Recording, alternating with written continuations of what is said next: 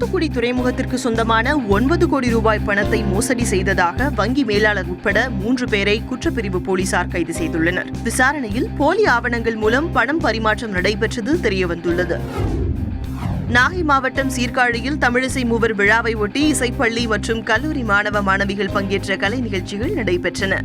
பரதநாட்டியம், நாதஸ்வரம், தவில் வாசித்தல் உள்ளிட்ட நிகழ்ச்சிகளில் பங்கேற்ற அவர்கள் தங்கள் கலைத்திறமையை வெளிப்படுத்தினர்.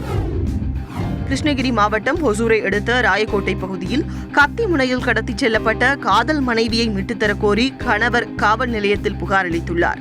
அந்த புகாரின் அடிப்படையில் காதலியின் தந்தை உட்பட 10 பேர் மீது 4 பிரிவுகளின் கீழ் வழக்கு பதிவு செய்து போலீசார் விசாரணை நடத்தி வருகின்றனர்.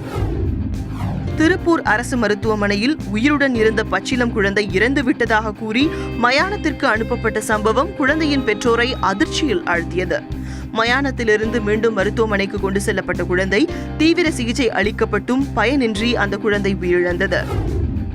திண்டுக்கல் மாவட்டம் ஆத்தூர் மற்றும் அதன் சுற்றுவட்டார பகுதிகளில் பலத்த காற்றுடன் கூடிய கனமழை பெய்ததால் பொதுமக்கள் மற்றும் விவசாயிகள் மகிழ்ச்சி அடைந்துள்ளனர்.